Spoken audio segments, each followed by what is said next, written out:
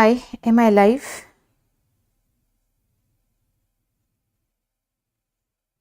Hi, am I live? दोबारा try किया जाए.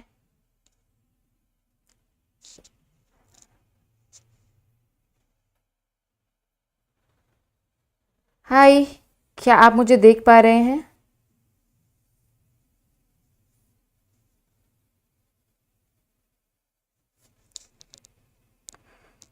Why am I not live?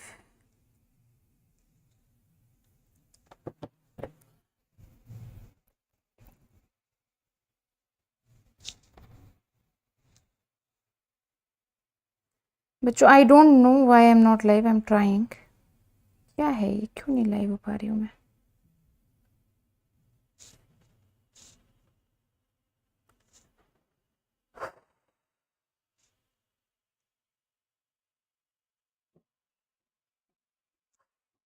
Okay, I am live. Hi, can you hear me? Okay, I am live. Hi, can you hear me? Yes, now I can hear you.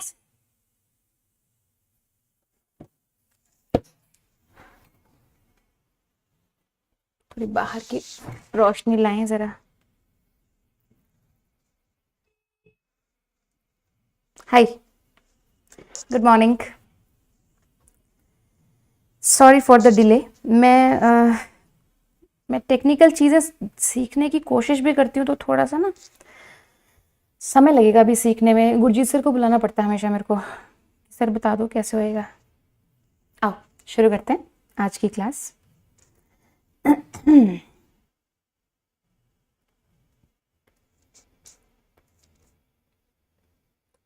Functions of parts of renal tubule.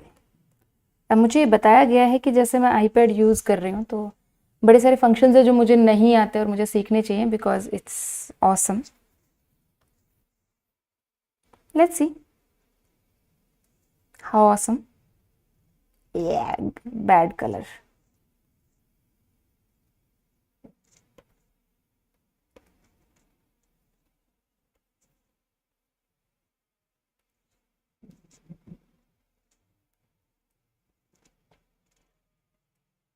Okay. Functions of part of renal tubule is okay. जो बच्चे मुझे नहीं जानते, hi, I am Ritu Ratewal. I teach you biology and this is a batch for 2022-23, और यहाँ पे मैं syllabus पूरा करने की कोशिश करूँगी यूट्यूब पे. बैच का नाम है विजयी भव, विच मीन्स जीत आपकी हो. हमने जो चैप्टर शुरू किया हुआ है वो है द यूरिनरी सिस्टम वाला, ह्यूमन फिजियोलॉजी का जो चैप्टर है. मैं आज तुम्हें functions of parts of renal tubule पढ़ाऊंगी, जिसमें मैं बताऊंगी तुम्हें कि यूरिन फॉर्मेशन के जो स्टेप्स हैं वो कैसे कैसे फॉलो होते हैं. आज होपफुली यूरिन फॉर्मेशन हमारा पूरा हो जाएगा, सूसू आज बन जाएगा, जो कि अभी तक नहीं बना है. आप प्लस पे हमें ज्वाइन कर सकते हैं. You can join us on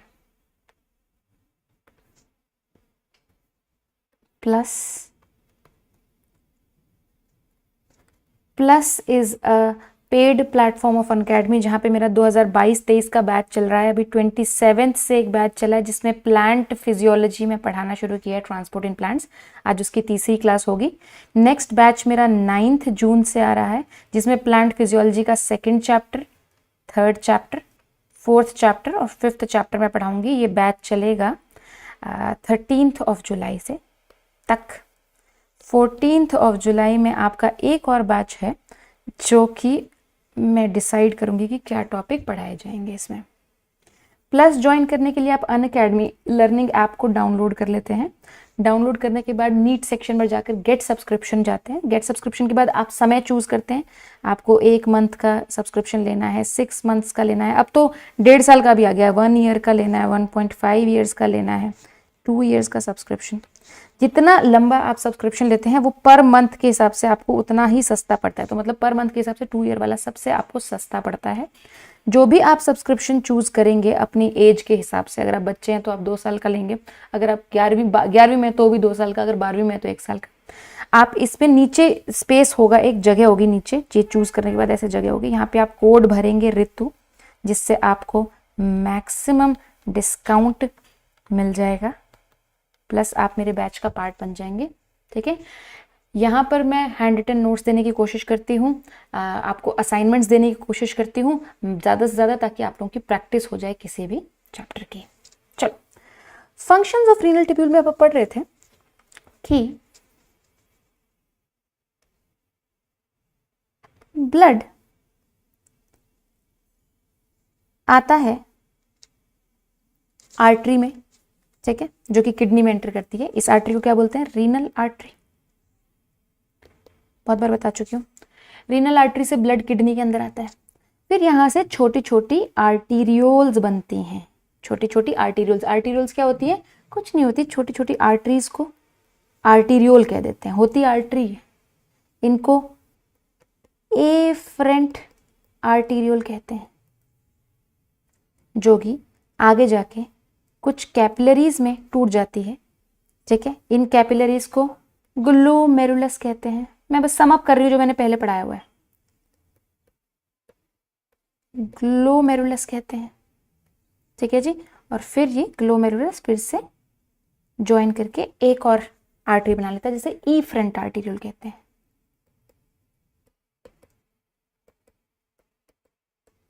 ठीक है जी।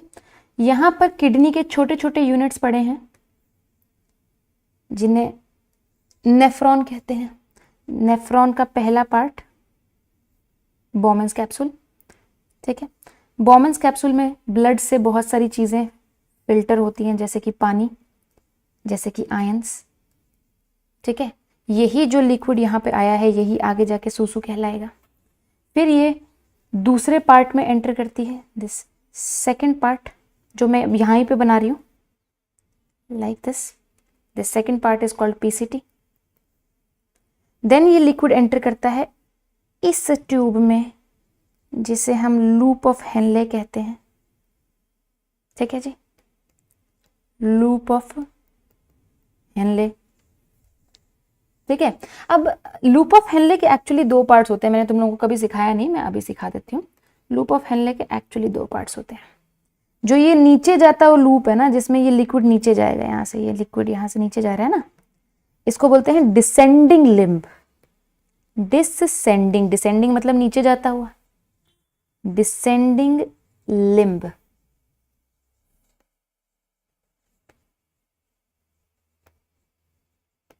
अरे ठीक है, और जहां से लिक्विड ऊपर आ रहा है उसको बोलते हैं असेंडिंग लिम्ब। असेंडिंग लिम्ब, ठीक है। असेंडिंग लिम्ब के एक्चुअली में दो पार्ट्स देखने को हमें मिलते हैं। ये असेंडिंग लिम्ब इस तरीके से है, फिर ये असेंडिंग लिम्ब थोड़ा मोटा हो जाता है यहाँ पे, जो मैंने तुम्हें पहले नहीं बताया था, क्योंकि पहले बताने की जरूरत नहीं थी। असेंडिंग लिम्ब के दो पार्ट्स हैं, this is called thin part, this is called the thick part. Thin और थिक में ल्यूमेन का फर्क नहीं है, सेल्स का फर्क है। ठीक है, ल्यूमेन मतलब वो स्पेस जिसमें लिक्विड जा रहा है, उसमें यार ये तुम्हें कट रहा है ना थोड़ा सा, ये क्यों नहीं क्लियर, क्यों नहीं आ रहा, वाई?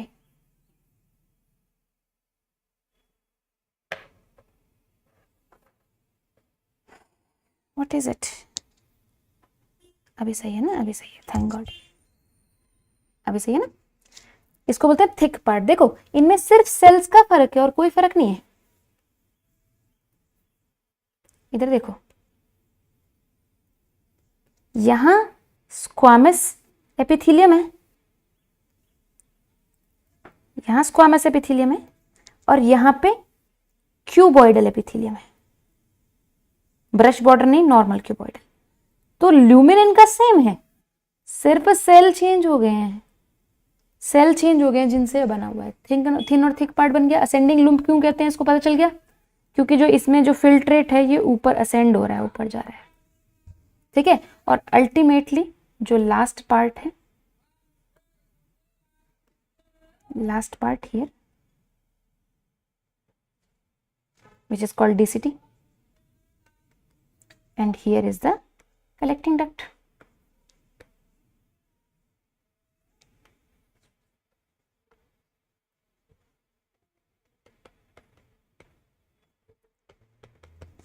ये स्ट्रक्चर समझ में आता है सबको? अरे अच्छा, इतना दूर नहीं जाना मुझे, इतना जा सकते हैं, नहीं जाना भैया। मैं भी ना थोड़ा ट्राई कर रही हूँ, रुक जाओ, थोड़ा और देर कर लेते हैं। ये बाहर निकल जाता है, इतनी बना लेते हैं, यहाँ तक तो आ जाएगा ना, ठीक है। ओके मैम, आप ऐसे क्लासेस +2 के लिए लेते हो? लूंगी बेटा, ले लूंगी, +2 के लिए भी ले लूंगी, पहले सुन लो, पहले सुन लो फिर ले लूंगी। मैम आपके घर में ट्री है क्या? ए पागल बच्चे, ये वर्चुअल बैकग्राउंड है, रियल में थोड़े वे है, ये तो दिख रहा है ऐसे, ग्रीन स्क्रीन है पीछे। कैसा बच्चा है तुम लोग, तुम अभी टेक्नोलॉजी से वाकिफ नहीं। वैसे तो मैं भी वाकिफ नहीं हूँ, मेरे लिए भी दूसरे लोग ही हेल्प करते हैं मुझे भी टेक्नोलॉजी में, बट ग्रीन स्क्रीन है।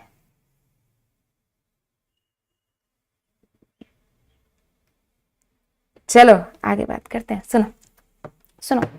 सो the filtrate it comes down here, then here, then here, then here, then here, और जब ये यहां से निकलने लगता है तब ये सूसू कहलाता है।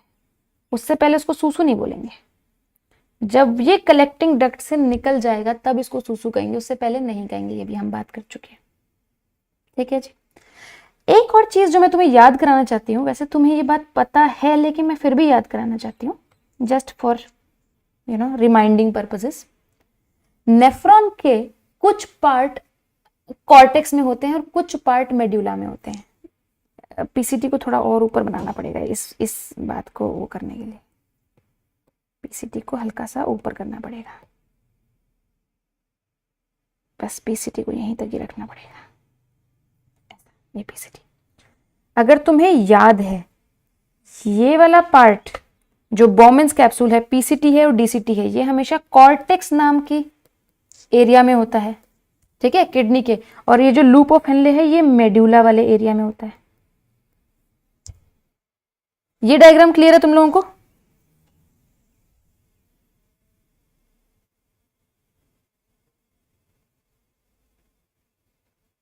ये वाला डायग्राम क्लियर है? बोलो।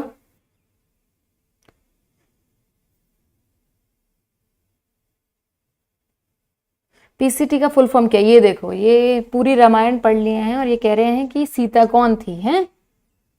Proximal convoluted tubule. क्लियर है? आज हम ये काम कर डालेंगे, आज हम इसमें सूसू बना ही डालेंगे, चाहे कुछ भी हो जाए। तो कल, अच्छा मैं तुम्हें एक चीज और बताती हूँ जो तुम्हें याद रखना बहुत जरूरी है। किसी भी नेफ्रॉन के कुछ बातें हमें याद रखनी है। पीसीटी है,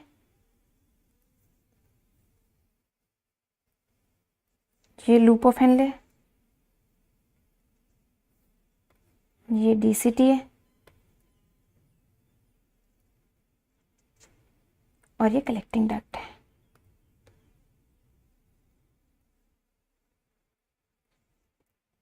देखो नेफ्रॉन का, चलो ये डायग्राम मैं तुम्हें बाद में बताती हूँ, ये वाला डायग्राम अभी के लिए छोड़ दो, कल जो मैंने पढ़ा वो रिवाइज कराती हूँ, ये वाला डायग्राम बाद में बात करते हैं। कल हमने क्या रिवाइज किया था मेरे बच्चों, कि जब फिल्ट्रेट पीसीटी में आता है तो क्या क्या होता है, उसको थोड़ा सा रिवाइज कर लेते हैं। ठीक है, यहाँ पे ब्लड वेसल है, ग्लोमेरुलस है। जब लिक्विड यहां से अंदर आता है तो अब हमें याद है कि हमें यहाँ से क्या क्या अंदर आता है, कुछ गंदी चीजें, कुछ अच्छी चीजें अंदर आती हैं। यहाँ से बहुत सारा पानी अंदर आता है। कितना पानी अंदर आता है? 125 ml प्रति minute, GFR, glomerular filtration rate. ठीक है जी। और यहाँ से क्या चीजें अंदर आती हैं? यहाँ से आयन्स अंदर आते हैं, यहाँ से ग्लूकोज अंदर आता है, यहाँ से अमाइनो एसिड अंदर आता है। ठीक है, ये सारी चीजें, यहाँ से यूरिया अंदर आता है, ये सारी चीजें ग्लोमेरुलस से फिल्ट्रेट होती हैं। ठीक है, अब पीसीटी में हम ये डिसाइड करते हैं कि हमें सूसू को क्या देना है क्या नहीं देना। तो यहाँ पे पीसीटी के सेल्स हैं, पीसीटी के सेल्स सारी अच्छी अच्छी चीजें निकाल लेते हैं पीसीटी से, फिल्ट्रेट से सारी अच्छी अच्छी चीजें निकाल लेते हैं। ये ब्लड वेसल है, ठीक है, क्या क्या निकल जाता है, कल हमने पढ़ा था, याद करो, यहां से क्या क्या निकल जाता है, याद करो, यहां से सोडियम निकल जाता है, सोडियम के नीचे साथ साथ पानी निकल जाता है, 100% ऑफ ग्लूकोज निकल जाता है, ग्लूकोज और अमाइनो एसिड्स 100% निकल जाते हैं, 100% यहाँ से यहाँ निकल जाते हैं, वाटर और ये आयंस कितना 70 to 80% निकल जाता है। ठीक है, और क्या क्या निकलते हैं, बाकी आयंस भी निकलते हैं, मैग्नीशियम निकलता है, कैल्शियम निकलता है। ठीक है, देन कैल्शियम तो खैर इतना नहीं निकलता, क्लोराइड निकलता है। ठीक है, ये सब भी निकल जाता है, री एब्जॉर्प्शन हो जाती है इनकी, री एब्जॉर्ब हो जाते हैं। फिर कुछ चीजें सिक्रीट होती हैं यहाँ से, there are some things which get secreted from here, जैसे कि H positive, K positive and ammonia, ये 3 चीजें यहाँ पे सिक्रीशन होती है। इतनी बात हो गई थी, इतनी बात हो गई थी। अब मेरी बात सुनो, अब मैं तुम्हें एक ऐसा कॉन्सेप्ट समझाने वाली हूँ जो तुमने पहले नहीं सीखा है, इसलिए थोड़ा सा ध्यान से सुनना। इधर देखो, जब हमारा ब्लड यहां पर आता है, ये रीनल आर्टरी है, ठीक है, यहां से एफरेंट आर्टीरियोल आई, ये ग्लोमेरुलस है, ये इफरेंट आर्टीरियोल है। तुम्हें पता है कि ब्लड के अंदर, अगर मैं ब्लड की बात करूं, तुम्हें पता है ब्लड के अंदर एक तो सेल्स होते हैं, सेल्स को तो अभी छोड़ ही दो, एक होता है प्लाज्मा जो लिक्विड पार्ट है, सेल में तो WBC RBC आता है, वो मैंने अभी बात नहीं करनी। प्लाज्मा में क्या आता है यार, प्लाज्मा में वाटर आता है और ऑस्मोलाइट्स आते हैं। ऑस्मोलाइट्स क्या होती है, वाइफ ऑफ वाटर होती है। ऑस्मोलाइट्स वो चीजें जो पानी को अट्रैक्टेड रखती हैं, पानी की बीवी होती है, बीवी वाइफ ऑफ वाटर है।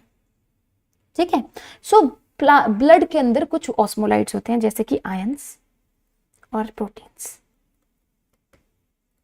ठीक है, अब प्रोटीन्स को थोड़ी देर के लिए, यार क्या है, मैं भूल जाती हूँ बार बार कि इससे ज्यादा मुझे नहीं लिखना, आई एम सॉरी, बार बार इधर चला जाता है, कोई बात नहीं, दोबारा देखो,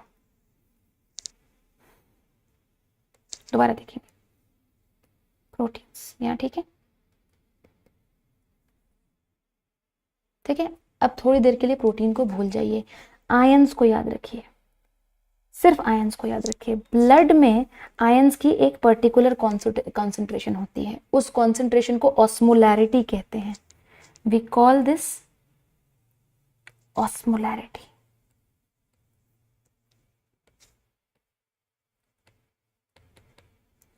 ऑस्मोलैरिटी अभी के लिए सिर्फ, हालांकि प्रोटीन से भी ऑस्मोलैरिटी होती है, लेकिन अभी के लिए ये कॉन्सेप्ट समझने के लिए तुम्हें ये समझना है कि यहाँ पे सिर्फ मैं concentration of ions in blood की बात कर रहे हो, सिर्फ आयंस की बात करेंगे, प्रोटीन छोड़ देंगे। ठीक है, तो नॉर्मल ब्लड की जो ऑस्मोलैरिटी है वो 300 मिली ऑस्मोल्स होती है पर लीटर, ये हमें याद रखना है। अब तुम्हें ये नहीं समझ में आएगा कि 300 मिली ऑस्मोल्स क्या होती है, हमें चिंता ही नहीं करनी क्या होती है, हमें बस ऐसे याद रखना है 300 मिली ऑस्मोल्स का मतलब है एग्जाम्पल 300 आयंस पर लीटर ऑफ ब्लड। हालांकि ये मतलब नहीं है, it is not the meaning, but हम ऐसे करके समझ सकते हैं। इट सिंपली मीन्स 300 आयंस पर लीटर। तो अगर मैं तुम्हें कहूं कि नॉर्मल में जो ऑस्मोलैरिटी है, नॉर्मल में जो ऑस्मोलैरिटी है इट इज 300 मिली ऑस्मोल्स पर लीटर, तो बुरा तो नहीं मानोगे। इसका सिर्फ तुम इस तरीके से मतलब याद रखो कि देयर आर 300 आयंस पर लीटर ऑफ ब्लड। हालांकि मतलब ये नहीं होता, लेकिन समझने के लिए तो हम समझ ही सकते हैं ना ये बात, 300 आयंस पर लीटर ऑफ ब्लड। ठीक है, अब इंटरस्टिशियल फ्लूइड का कॉन्सेप्ट तुम जानते हो, इंटरस्टिशियल फ्लूइड क्या होता है, व्हाट इज इंटरस्टिशियल फ्लूइड? जिन बच्चों को नहीं पता सीखो इंटरस्टिशियल फ्लूइड क्या होता है। ये कोई ऑर्गन है, XYZ ऑर्गन है, मान लो ये लिवर है या कोई भी organ. Organ is made up of cells, organ is made up of cells and cells के बीच में स्पेसेस होते हैं जिनको इंटरस्टिशियल स्पेस कहते हैं। इंटरस्टिशियल स्पेस कहते हैं। तो किसी भी ऑर्गन में जब ब्लड वेसल आती है ब्लड लेके, ठीक है, ब्लड वेसल के अंदर क्या होता है, ब्लड होता है, ब्लड के अंदर बहुत सारा ऑक्सीजन होता है, तो हर ऑर्गन को ऑक्सीजन चाहिए, तो अभी ऑक्सीजन देने आई है, तो ये आगे जाके यहाँ पे ब्रेक डाउन हो जाती है पतली पतली ट्यूब्स में, जिन्हें हम कैपिलरीज कहते हैं। कैपिलरीज में क्यों ब्रेक डाउन हो जाती है, क्योंकि सिर्फ कैपिलरी से ही चीजें निकल सकती हैं, आर्टरी से कभी चीजें नहीं निकल सकती, क्योंकि आर्टरी की वॉल बहुत मोटी होती है ना, थिक वॉल्ड होती है, कैपिलरी की वॉल जो है वो थिन वॉल होती है। एंड फिर कैपिलरी से लीक होने लगती हैं चीजें, कैपिलरी से यहां से फ्लूइड लीक होने लगता है, यहां से फ्लूइड लीक होने लगता है। इसी फ्लूइड में वो सारी चीजें हैं जो कि ब्लड में, प्लाज्मा में होती हैं, जो कि सेल्स को चाहिए, जैसे कि जब यहां से फ्लूइड लीक होता है उसके साथ ऑक्सीजन लीक होता है, उसके साथ ग्लूकोज भी लीक होता है। तो यही वो चीजें हैं जो कि सेल्स को चाहिए थी, तो सेल्स ये ऑक्सीजन और ये ग्लूकोज ले लेते हैं, और सेल्स यहां से गंदी चीजें बाहर निकाल लेते हैं, bad things come out of it, जैसे CO2 and other toxins, and ये फ्लूइड फिर गंदा हो जाता है, एंड ये फ्लूइड धीरे धीरे फिर वापस चला जाता है। तभी तो हम कहते हैं ये डीऑक्सीजनेटेड ब्लड है, ब्लू में दिखाते हैं ना डीऑक्सीजनेटेड ब्लड, हालांकि ब्लू कलर का नहीं होता CO2, लेकिन हम दिखाते हैं। तो ये फ्लूइड फिर तैर के चला जाता है, और फिर अल्टीमेटली यहां से एक ब्लड वेसल निकलती है जिसको वेन बोलते हैं। सो ये जो फ्लूइड है ना, ये जो बीच में फ्लूइड है, इसको इंटरस्टिशियल फ्लूइड बोलते हैं बेटा। We call this interstitial fluid. Capillaries जो होती हैं वो फ्रीली परमिएबल होती हैं वाटर के लिए और आयंस के लिए। तो अगर यहां से आयंस निकल रहे हैं तो उनके पीछे पीछे वाटर भी निकलेगा, तो जितने आयंस निकल रहे हैं उसी के हिसाब से वाटर निकलना है, वाटर के निकलने पे कोई पाबंदी नहीं है। तो बेटा जो इंटरस्टिशियल फ्लूइड है उसकी भी ऑस्मोलैरिटी सेम होगी 300। ये वाली बात क्लियर होगी, ऑस्मोलैरिटी क्या होती है। मैंने इसके बारे में बहुत पढ़ा, इस क्वेश्चन के बारे में कि why veins look blue, I don't know, I really don't know, मुझे अभी तक उसका आंसर नहीं मिला। कोई भी फिजिक्स का कुछ बता रहे थे, यहां से रिफ्लेक्शन हो जाती है, ये हो जाती है, मेरे को नहीं आता। लैग आ रहा है, किस किस को लैग आ रहा है, व्हाई इज इट लैगिंग।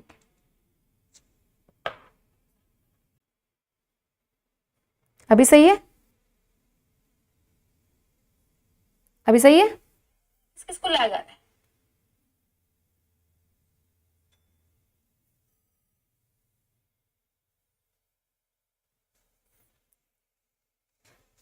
मुझे बताओ, इंटरस्टिशियल फ्लूइड समझ में आया है और इंटरस्टिशियल फ्लूइड की ऑस्मोलैरिटी समझ में आई है। तुमको जल्दी से बता दो यार, ये टॉपिक खत्म करना है, जल्दी बताओ। इंटरस्टिशियल फ्लूइड समझ में आ गया, और ये समझ में आ रहा है कोई भी चीज अगर फ्रीली परमिएबल होगी, अगर ये कैपिलरी फ्रीली परमिएबल है वाटर के लिए, तो बेटा जितना आयंस निकलेगा उसी के हिसाब से वाटर निकल जाएगा। 1 लीटर वाटर में अगर 300 आयंस है, तो अगर वाटर कम निकल रहा है तो आयंस भी कम निकल रहे हैं, लेकिन ऑस्मोलैरिटी तो सेम रहेगी ना। 2023 का ही बैच है बेटा ये। तुम्हें ये समझ में आ गया ऑस्मोलैरिटी क्या होती है। ऑस्मोलैरिटी क्या है, पर यूनिट वॉल्यूम कितने आयंस प्रेजेंट हैं। जैसे कि ऑस्मोलैरिटी क्या है, देखो इधर देखो, ऑस्मोलैरिटी क्या है, मान लो 300 आयंस प्रेजेंट हैं 1 लीटर में, ठीक है, 300 आयन प्रेजेंट हैं 1 लीटर में, तो 333, मान लो 33.3, ना अच्छा एग्जांपल देती हूँ, एक बार रुक जाओ। अगर मैं कहूं 1 लीटर में 300 आयंस प्रेजेंट हैं और 5 लीटर में 1500 आयंस प्रेजेंट हैं, तो क्या इनकी ऑस्मोलैरिटी सेम है, क्या इसकी और इसकी ऑस्मोलैरिटी सेम है। यदि ज्यादा है तो किसकी है, क्या इन दोनों की ऑस्मोलैरिटी सेम है या किसी की ज्यादा है, जल्दी बताओ।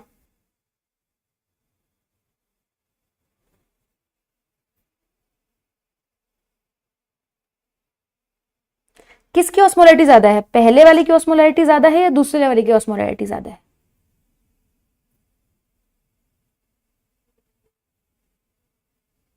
सेम है बेटा, ऑस्मोलैरिटी सेम है। 1 लीटर में 300 आयन और 5 लीटर में 1500 आयन सेम चीज है ना, क्योंकि अगर इसको 1 लीटर निकालोगे तो इसका भी तो 300 है। तो ऑस्मोलैरिटी सेम होने का मतलब आयन सेम नहीं होता, ऑस्मोलैरिटी सेम होने का मतलब होता है per unit volume same ions होना। ठीक है, तो इंटरस्टिशियल फ्लूइड में per unit volume same ions होंगे जो कि ब्लड में होते हैं 300 मिली ऑस्मोल प्रति लीटर। ये वाली बात तुम लोगों को समझ में आ गई? ठीक है, ये इंपॉर्टेंट कॉन्सेप्ट है जो आपको आने चाहिए, नहीं तो आपको इस चैप्टर में कुछ कुछ चीजें समझ में नहीं आएंगी। ठीक है, सो ब्लड का जो इंटरस्टिशियल जो ब्लड की ऑस्मोलैरिटी होती है बॉडी में, वैसे वो 292 मिली ऑस्मोल्स होती है, लेकिन एनसीईआरटी के अनुसार 300 है तो हम 300 मानेंगे। ठीक है, और बॉडी में हर जगह इंटरस्टिशियल फ्लूइड की भी सेम ऑस्मोलैरिटी होती है 300 मिली ऑस्मोल्स। पहला कॉन्सेप्ट जो हमें सीखना है, अब ये मत मुझसे पूछना क्यों का आंसर मैं बाद में दूंगी, तुम्हें पहला कॉन्सेप्ट जो सीखना है वो ये है कि this is suppose cortex and this is medulla. तुम्हें एक बात सीखनी है कि मेड्यूला एक बहुत ही खतरनाक सी जगह है। ठीक है, मेड्यूला आपकी बॉडी में एक ऐसी जगह है जिसके इंटरस्टिशियल फ्लूइड का ऑस्मोलैरिटी अलग होती है 300 मिली ऑस्मोल से। जैसे यार फ्लो सा नहीं बन रहा यार, मेरे को पता नहीं चल रहा तुम लोगों को समझ में आ रहा है या नहीं आ रहा। मुझे एक बार बताओ, क्या तुम लोगों को समझ में आ रहा है जो मैं कह रही हूँ? फालतू के बकवास मत करो कमेंट्स में, मैं क्लास बंद कर दूंगी। मेरे को ये बताओ, तुम मेरे को फ्लो नहीं बन पा रहा है, मेरे को ऐसा लग रहा है मुझे पता नहीं तुम्हें समझ में आ रहा है नहीं आ रहा, पता नहीं क्या हो रहा है, ऐसा फीलिंग आ रहा है मुझे। तो गंदी फीलिंग है यार ये।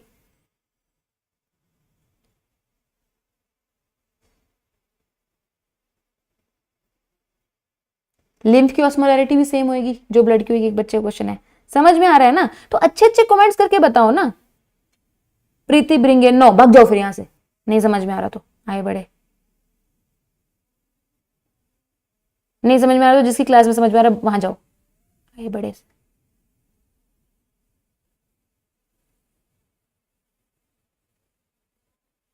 थोड़ा बहुत आ रहा है मैम, बोर्ड पे पूरा आता है। बोर्ड को आग लगा दी मैंने, नहीं पढ़ाऊंगी बोर्ड पे, आए बड़े।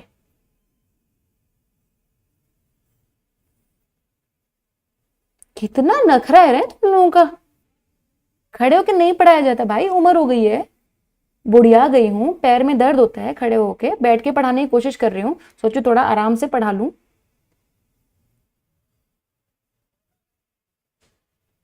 मैडम बोर्ड पे पढ़ाओ। अपनी दादी को ऐसे बोलते हो तुम? तुम्हारे घर में दादियां हैं, ऐसे बोलते हो दादी खड़े होके करो सारा काम? वो बैठ के करती है ना, मटर छीलती तो बैठ के छीलती है ना। हम बैठ के पढ़ा रहे, बहुत दिक्कत है तुम्हें। ऑस्मोलैरिटी नहीं आया, ऑस्मोलैरिटी क्या होता है बेटू? नंबर ऑफ आयंस प्रति ml ऑफ ब्लड ले लो, प्रति लीटर ऑफ ब्लड ले लो, कुछ भी ले लो, per unit volume of blood ले लो।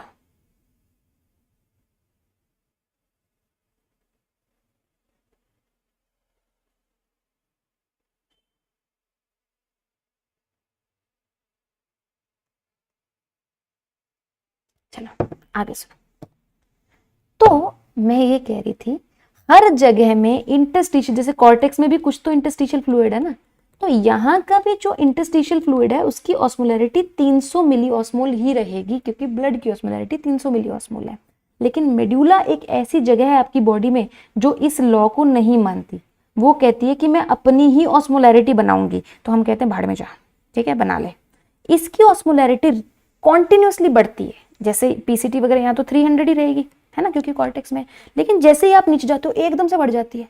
मान लो यहाँ पे 400 हो गई, यहाँ पे मान लो 600 हो गई, यहाँ पे 800 हो गई, यहाँ पे 1000 मिली ऑस्मोल्स हो गया, और एंड में लूप ऑफ हेनले के बिल्कुल यहाँ पे 1200 मिली ऑस्मोल चली जाती है। अब कोई भी मुझसे ये नहीं पूछेगा अभी कि मैडम ऐसा क्यों होता है। यहाँ पे एक बहुत ही अजीबो गरीब वो चलता है, क्या कहते हैं,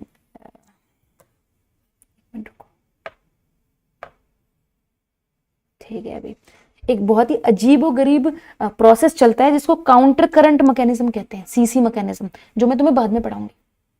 अभी के लिए बस ये जान लो कि मेड्यूला में है यार, है, अब मैं क्या करूं, यही है कि ऑस्मोलैरिटी जैसे जैसे आप मेड्यूला में नीचे जाते हैं बढ़ती जाती है इंटरस्टिशियल फ्लूइड की। ये इंटरस्टिशियल फ्लूइड ही तो है।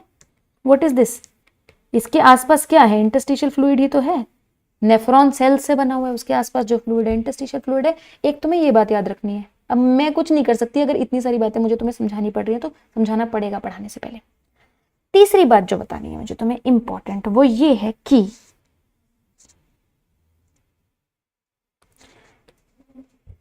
वाटर के लिए परमिएबिलिटी नेफ्रॉन में अलग अलग पार्ट्स की अलग अलग होती है। कहीं से वाटर निकल सकता है नेफ्रॉन में, कहीं से नहीं निकल सकता। जैसे कि तुमने बॉमन्स कैप्सूल में देखा, बहुत इजीली वाटर क्रॉस कर रहा था बॉमन्स कैप्सूल में, यहां से बहुत इजीली वाटर क्रॉस कर रहा था, कोई दिक्कत तो नहीं थी, वाटर या आयंस में से किसी को भी क्रॉस करने में कोई दिक्कत नहीं थी। तो मैं कहूंगी कि बॉमन्स कैप्सूल फ्रीली परमिएबल है आयंस और वाटर के लिए। ठीक है, तो जितना यहाँ पे फिल्ट्रेट आता है ना बेटा, बॉमन्स कैप्सूल में जितना फिल्ट्रेट आता है वो 300 मिलीऑस्मोल्स का ही होता है। क्यों? जितना पानी आया उसके हिसाब से आयंस आ गए, पानी के पीछे पीछे उसकी बीवियां भाग के आ गई कि स्वामी कहाँ जा रहे हो, मुझे भी तो ले जाओ, मैं क्या करूंगी तुम्हारे बिना यहाँ पे। तो जब पानी निकल के आता है तो साथ में आयंस आ जाते हैं, उसी हिसाब से आयंस आ जाते हैं, तो ऑस्मोलैरिटी चेंज नहीं हुई। फिर मैंने तुम्हारे ऊपर एक तीर छोड़ा, मैंने कहा यहाँ पे 70 to 80% फ्लूइड जो है वो तो रीएब्सॉर्ब हो गया, 70 से 80% वाटर रीएब्सॉर्ब हो गया। अगर वाटर रीएब्सॉर्ब हो जाए तो ऑस्मोलैरिटी बढ़ जानी चाहिए। अब आयंस को लगा लो ना, आयंस तुम ऐसे लगा लो, या तो बीवियां लगा लो या हीरे जवाहरात लगा लो। अगर पानी निकाल दोगे तो हीरे जवाहरात की कॉन्सेंट्रेशन बढ़ जाएगी ना, लेकिन ऐसा नहीं होता, क्योंकि जितना पानी निकल रहा है उसके हिसाब से आयंस भी तो निकल रहे हैं। जितना पानी निकल रहा है उसके हिसाब से, कितना गंदा कलर चूज किया है रे, आयंस भी तो निकल रहे हैं। आयंस या पानी में से किसी को निकलने में कोई दिक्कत तो नहीं है, तो भैया ये भी तो फ्रीली परमिएबल है। PCT is also freely permeable, ये पूरा फ्रीली परमिएबल है पानी और आयंस के लिए। कोई भी स्ट्रक्चर वाटर के लिए फ्रीली परमिएबल कब होता है? मैंने तुम्हें कल ही बताया था, जब यहां पर छोटे छोटे प्रोटीन्स होते हैं जिनको हम एक्वापोरिन्स कहते हैं। देखो आयंस तो निकल ही जाते हैं, आयंस को तो कोई रोकता ही नहीं है, कुछ ही जगह हैं जो आयंस को रोक पाती हैं। यहाँ पे छोटे छोटे प्रोटीन्स होते हैं एक्वापोरिन्स, जिनके थ्रू वाटर क्रॉस करता है, वाटर क्रॉस करता है। तो जहां पे भी एक्वापोरिन्स मिलेंगे बेटा, वो एरियाज फ्रीली परमिएबल होंगे। तो जो मैं मार्क कर रही हूं पर्पल में, पर्पल तो क्या, ये जो भी कलर है, ये फ्रीली परमिएबल एरिया है वाटर के लिए। ये तुम्हें पता होना चाहिए, बॉमन्स कैप्सूल और PCT freely permeable to water. Why? Because of aquaporins. Then जो डिसेंडिंग लूप ऑफ हेनले है भैया, ये एक ऐसी जगह है, ये वाली एक ऐसी जगह है यहां से यहां तक, ठीक है। It is freely permeable to water but not permeable to ions, ये तुम्हें याद करना पड़ेगा। मतलब यहां पे एक्वापोरिन्स हैं, यहां पे एक्वापोरिन्स हैं,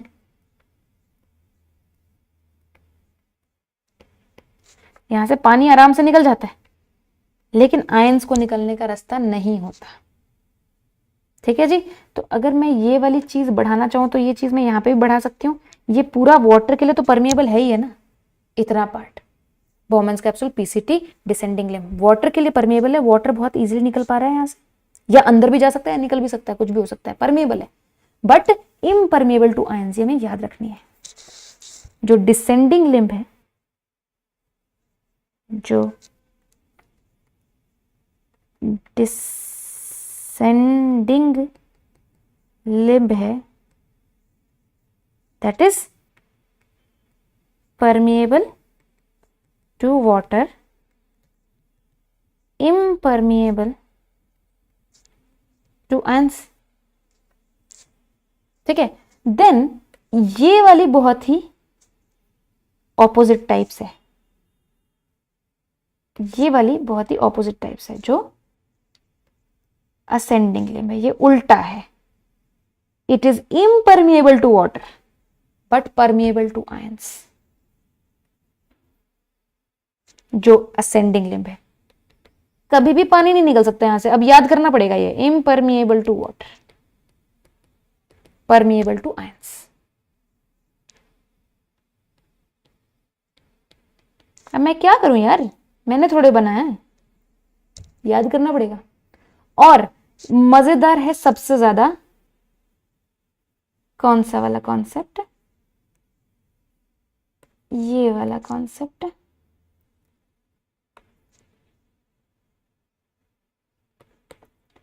ये वाला कॉन्सेप्ट, डीसीटी और कलेक्टिंग ट्यूब्यूल का अपना ही स्वैग है। ये परमिएबल हो भी सकते हैं, ये परमिएबल नहीं भी हो सकते, depending upon the need of the body. अगर बॉडी में पानी की कमी है और हम चाहते हैं कि यहां से पानी रीएब्जॉर्ब हो जाए ब्लड में, तो ये परमिएबल हो जाते हैं, अदरवाइज ये परमिएबल नहीं होते नॉर्मल कंडीशंस में। तो ये किस पे डिपेंड करता है कि ये परमिएबल होंगे या नहीं होंगे? Only permeable due to ADH नाम के हार्मोन की वजह से परमिएबल होते हैं, नहीं तो ये परमिएबल नहीं होते, अदरवाइज इम्परमिएबल। लिखो, इसको नोट करो।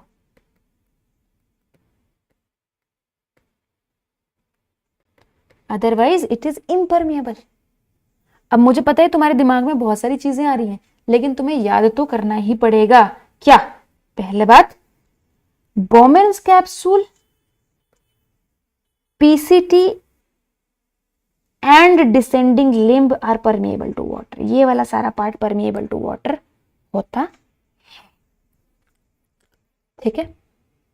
जो ये नीचे वाला पार्ट है ये आयंस के लिए परमिएबल नहीं है, लेकिन वाटर के लिए तो परमिएबल है ही है ना। जो ये वाला सारा पार्ट है this is impermeable to water. जो ये वाला पूरा पार्ट है, ये वाला, ये वाला, ये वाला, ये वाला, मतलब आधा परमिएबल है वाटर के लिए, आधा इम्परमिएबल है नेफ्रॉन। ये वाला सब इम्परमिएबल है वाटर के लिए, लेकिन जो ये वाला पोर्शन है ये कभी कभी परमिएबल हो जाता है। डीसीटी और कलेक्टिंग ट्यूब्यूल वैसे तो इम्परमिएबल रहते हैं, लेकिन जरूरत पड़ने पर परमिएबल हो जाते हैं। परमिएबल कैसे होते हैं? जब बॉडी एडीएच रिलीज करता है। अब एडीएच किस बला का नाम है वो मैं सिखाऊंगी। ये डायग्राम बन जाएगा कॉपियों में कि नहीं बन पाएगा, मुझे बता दो।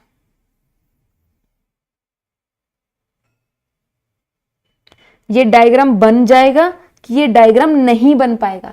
अगर ये कॉन्सेप्ट नहीं सीखोगे तो आगे के कॉन्सेप्ट नहीं आएंगे। ना तो सूसू बनाना आ पाएगा तुमको, ना काउंटर करंट मैकेनिज्म आ पाएगा तुमको, ना फंक्शंस ऑफ रीनल ट्यूब्यूल आ पाएगा तुमको। भड़ में जाना, फिर चपातियां पका लेना फिर घर में बैठ के, जब 2-3 क्वेश्चन इससे खराब हो जाएंगे ना चैप्टर से।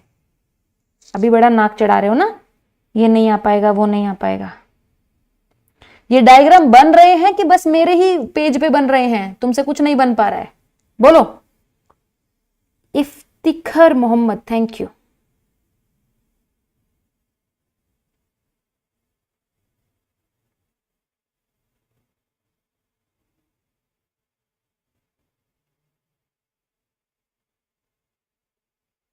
बन जाएगा कि नहीं बन पाएगा? जल्दी बोलो। डायबिटीज के बारे में अभी बात नहीं करेंगे।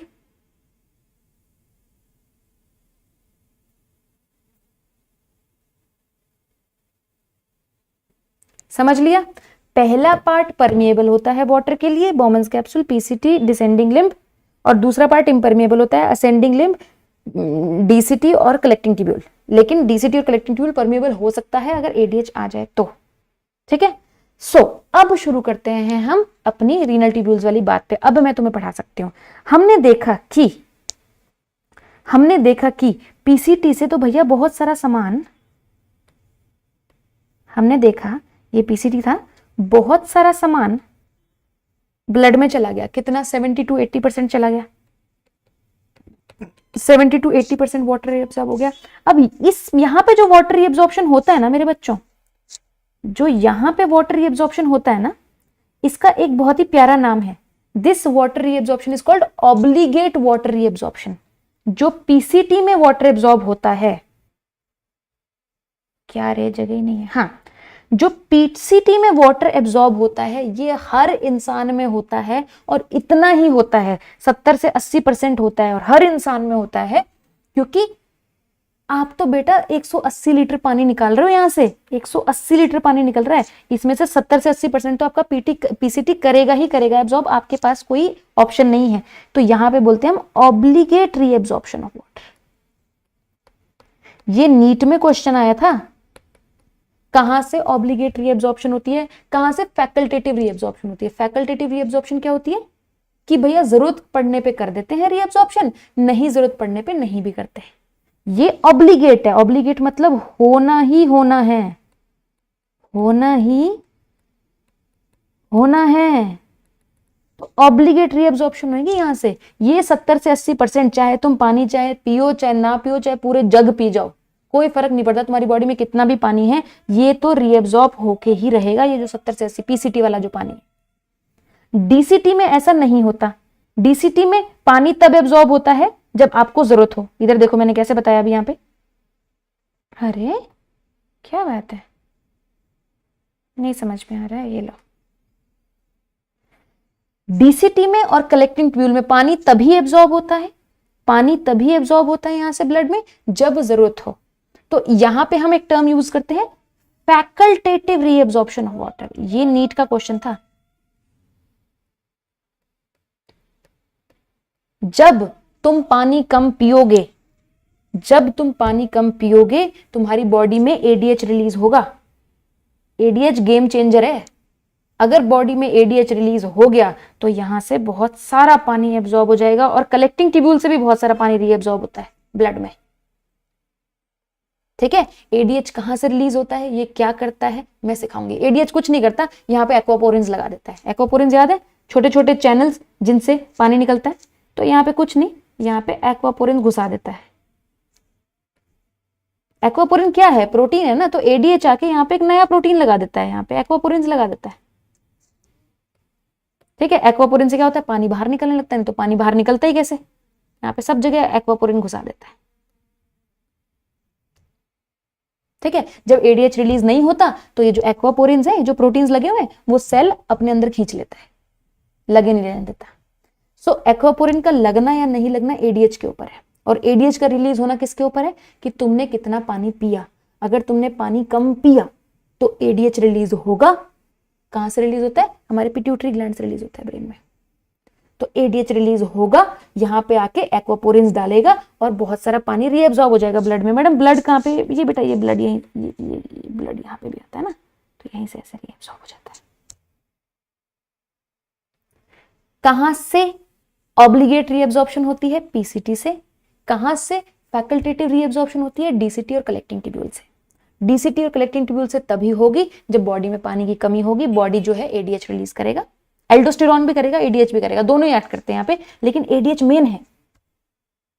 एल्डोस्टेरॉन की इतनी भी औकात नहीं है, ज्यादा औकात एडीएच की है।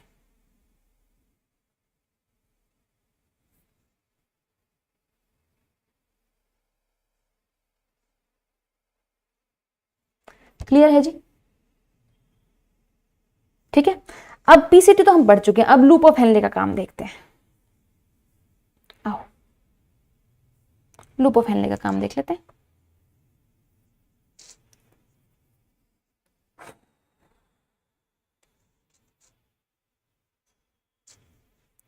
यहीं पे बना दूं क्या,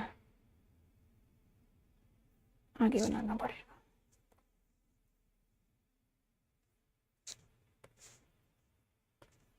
देखो अब इसको थोड़ा छोटा बना लेते हैं, इसका काम हो चुका है ना, इसका काम हो चुका है, इसका भी काम हो चुका है, पीसीटी का भी काम हो चुका है। अब लूप ऑफ हेनले के डिसेंडिंग पोर्शन पे आओ जरा। लूप ऑफ हेनले के डिसेंडिंग पोर्शन पे आओ, थोड़ा सा इसको चौड़ा बना दो, कोई दिक्कत तो नहीं। ये डिसेंडिंग पोर्शन है, ये असेंडिंग पोर्शन है, और ये थिक असेंडिंग ट्यूब्यूल। यहां पे हमारा मेड्यूला खत्म हो जाता है। खत्म हो जाता है कि नहीं, कि मैं अपनी मर्जी से बकवास कर रही हूं। ये कॉर्टेक्स है, ये मेड्यूला है। मेड्यूला की खतरनाक क्या बात बताई थी मैंने, जो तुम्हें जिंदगी में याद रहनी चाहिए। यहां से 600, 800, 1000, 1200 तक ऑस्मोलैरिटी चली जाती है। यहाँ की ऑस्मोलैरिटी 300 ही है, यहाँ पे सब जगह 300 ऑस्मोलैरिटी है। तो जब फ्लूइड यहां से नीचे आया, जब फ्लूइड यहां से नीचे आया, यहां से यहां आया, तब इसकी ऑस्मोलैरिटी 300 थी। जब यहां से पीसीटी में आया तो भी 300 ही रही। 300 क्यों रही? 300 क्यों रही? क्योंकि जितना पानी यहां से निकला उतने ही आयंस यहां से निकले ब्लड में, पानी और आयन सेम कॉन्सेंट्रेशन में निकले। लेकिन जब पानी आपका डिसेंडिंग लिम्ब में आया तो अब पानी अपनी बीवियों के पीछे नहीं जा सकता, ठीक है, और बीवियां पानी के पीछे नहीं आ सकती। वाई? क्योंकि ये बहुत ही स्पेशल है, यहां से पानी तो निकल सकता है क्योंकि यहाँ पे एक्वापोरिन्स हैं, पानी तो निकल सकता है, लेकिन आयंस ना तो निकल सकते ना अंदर जा सकते। तो पानी यहां से बड़े मजे से आ रहा था। 300 मिली ऑस्मोल्स मतलब 1 लीटर में 300 आयंस लेके आ रहा था। लेकिन पानी की नजर गई बाहर, उसने कहा ओ वाओ इतनी सारी बीवियां, ओ वाओ। यार दिल कैसे बनाते हैं आंखों की जगह, ओ वाओ इतनी सारी बीवियां, ओ ये 800 बीवियां, 1000 बीवियां। तो इसने बीवियों को कहा कि तुम अंदर आ जाओ, पर क्या बीवियां अंदर आ सकती हैं? नहीं, because this is impermeable to ions. तो अंदर वाली बीवियां कह रही है हम भी तो बीवियां हैं, 300 बीवियां तो यहाँ पे भी हैं। तो कहता है भाड़ में जाओ 300 बीवियां, बाहर 800 हैं यार, या इनको गहनों की तरह ले लो, जेम्स ले लो, डायमंड्स ले लो, तुम 300 डायमंड्स हो अंदर, बाहर 800 डायमंड्स है। तो पानी किसके पीछे भागेगा? बाहर 800 डायमंड्स के पीछे भागेगा। तो यहां से water rushes out, water rushes out, water rushes out in all directions and go into the blood vessel। अब तुम कहोगे मैडम यहाँ पे ब्लड वेसल कैसे आई? बेटा पेरिट्यूबुलर कैपिलरीज है ना, हर जगह पेरिट्यूबुलर कैपिलरीज है, याद है? हर जगह पेरिट्यूबुलर कैपिलरीज हैं यहां पड़ी हुई, याद करो। तो water will simply enter into peritubular capillaries, ठीक है। ये एंटर क्यों करता है मैं बाद में बताऊंगी। अच्छा पेरिट्यूबुलर कैपिलरीज हटा लो, नहीं तो तुम्हारा दिमाग फट जाएगा, तुम कहोगे मैडम ये एंटर क्यों किया यहाँ पे, जब इतने आयंस इसको यहाँ पे इंटरस्टिशियल फ्लूइड में मिल रहे थे तो पेरिट्यूबुलर कैपिलरी में जाने का क्या फायदा था, वो मैं बाद में बताऊंगी। पर अभी ये तो सीख सकते हो कि यहाँ से वाटर बाहर निकल गया, यहाँ से वाटर बाहर। अब जैसे जैसे वाटर बाहर निकलता गया अंदर आयंस की कॉन्सेंट्रेशन बढ़ेगी। अब कुछ बेवकूफ बच्चे कहेंगे कि आयंस की कॉन्सेंट्रेशन क्यों बढ़ेगी, आयंस तो उतने ही है। बेटा कॉन्सेंट्रेशन बढ़ाने के 2 तरीके हैं। अब तुमने नमक में पानी में नमक घोला हुआ है, उसकी कॉन्सेंट्रेशन बढ़ाने के 2 तरीके हैं। या तो तुम नमक ज्यादा डाल दो, या तुम पानी उसमें से थोड़ा सा इवेपोरेट कर दो, तो भी तो नमक की कॉन्सेंट्रेशन बढ़ जाएगी।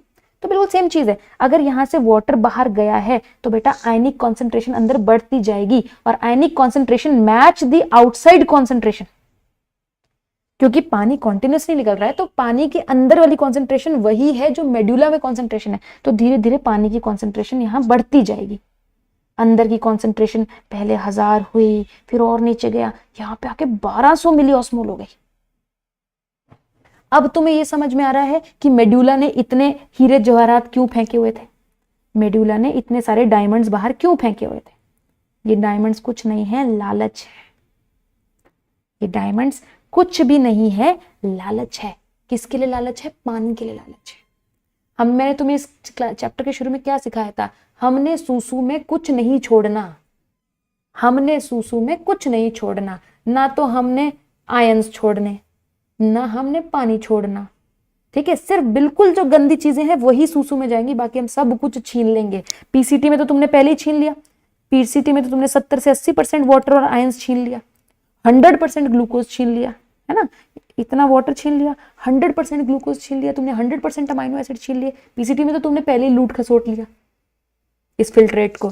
अब डिसेंडिंग लिम्ब का काम है पानी को लूटना खसोटना। सूसू में पानी कम से कम जाना चाहिए, इसीलिए मेडुला में इतनी हाई कॉन्सेंट्रेशन है। हालांकि इस बात का जवाब नहीं देता, इस बात का जवाब नहीं देता कि हायर कॉन्सेंट्रेशन क्यों है, वो बाद में सिखाऊंगी, ठीक है। अब थोड़ा सा और आगे देखते हैं, इसको डायग्राम को थोड़ा हल्का सा मॉडिफाई कर रही हूं मैं।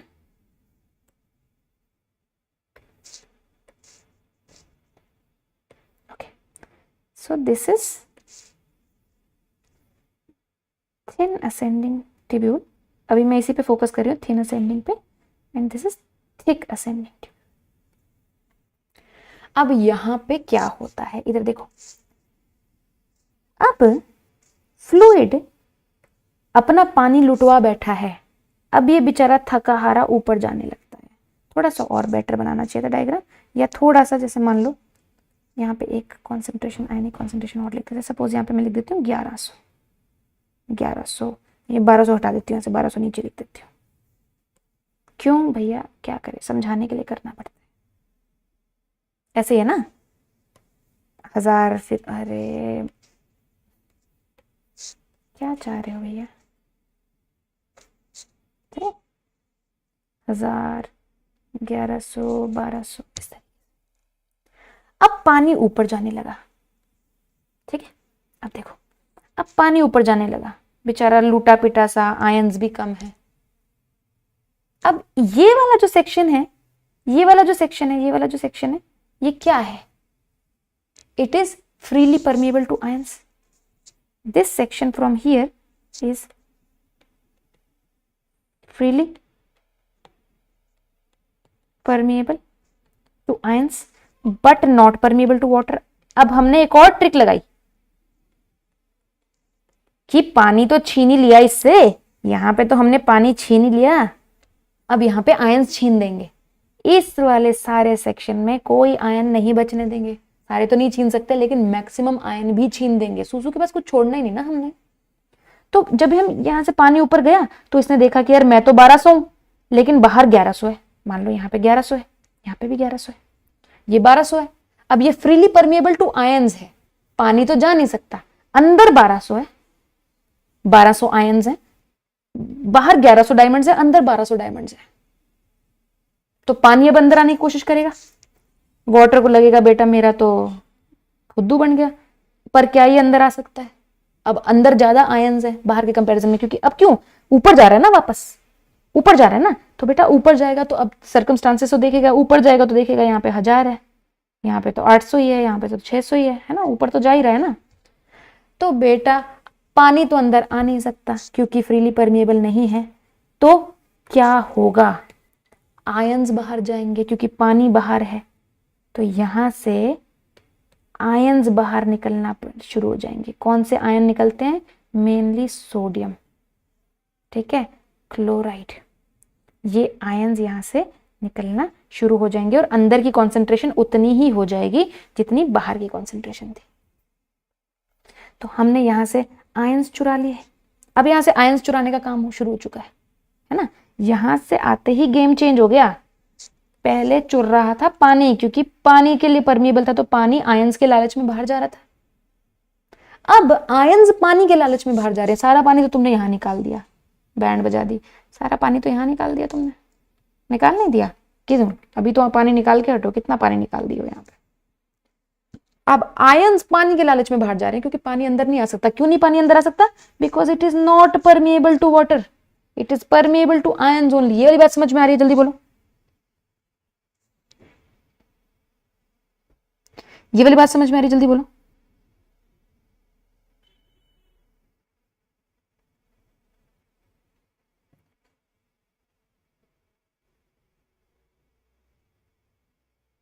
जल्दी बोलो, खत्म करना है ये टॉपिक मेरे बच्चों। ये वाली बात समझ में आ रही है? हाँ हाँ, बॉडी में पानी एक्सेस है आरती, तो भी यही चीज होगा। पानी एक्सेस का फर्क सिर्फ डीसीटी पे और कलेक्टिंग ट्यूब्यूल पे पड़ेगा। ये सारे प्रोसेसेस एज सच होंगे। पीसीटी में भी सेम प्रोसेस होगा, बोमेंस कैप्सूल में भी सेम होगा, लूप ऑफ हेनली में भी सेम होगा। सिर्फ पानी कम या ज्यादा का असर आपके डीसीटी और कलेक्टिंग ट्यूब्यूल पे पड़ता है और किसी पे नहीं।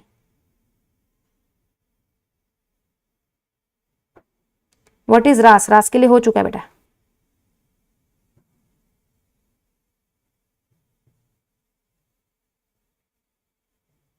But why we need to remove? तुम सूसू में अच्छी चीजें क्यों फेंकना चाहते हो? जब सूसू में आयंस देने की जरूरत नहीं है तो आयंस छीन लो ना वापस। जब सूसू में पानी देने की जरूरत नहीं है तो पानी छीन लो ना। सूसू is something which is going to get out of your body. Why you want to give important things to susu? That is why we are taking everything back.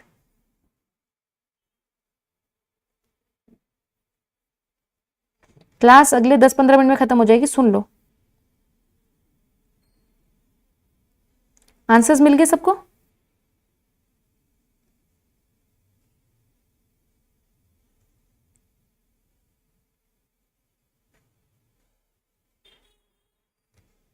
Answers मिल गए सबको?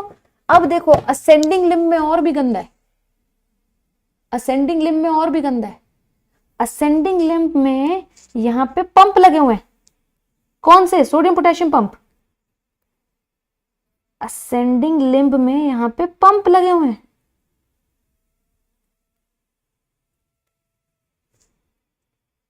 यहां से तो पैसिवली निकल रहा था ना, यहां से तो आयंस पैसिवली निकल रहे थे, कोई जबरदस्ती नहीं थी। सोडियम पोटेशियम पंप से तो जबरदस्ती निकलेंगे आयंस, जबरदस्ती। जितने आयंस निकलने हैं उससे भी ज्यादा खींच खींच के निकालेंगे। सोडियम पोटेशियम पंप से यहाँ पे सोडियम निकलता है, सोडियम के साथ क्लोराइड भी जाता है, तो यहां से खींच खींच के NaCl बाहर निकलेगा, दोनों साइड पे NaCl बाहर। यहां पे इतना NaCl बाहर निकालेंगे, बाहर वाली कॉन्सेंट्रेशन का कोई इफेक्ट नहीं होगा यहां पे। जैसे ये वाला जो पोर्शन था, ये तो पैसिव रीएब्जॉर्प्शन ऑफ आयंस था ना, यहां तो आयंस इसलिए एब्जॉर्ब हो रहे थे क्योंकि बाहर वाटर था और अंदर आयंस ज्यादा थे, यहां तो आयंस इसलिए निकल रहे थे। लेकिन जो थिक ट्यूब है ना, थिक लिम्ब है, उसमें तो आयंस को इसलिए निकलना पड़ रहा है क्योंकि यहाँ पे सोडियम पोटेशियम पंप लग गए हैं।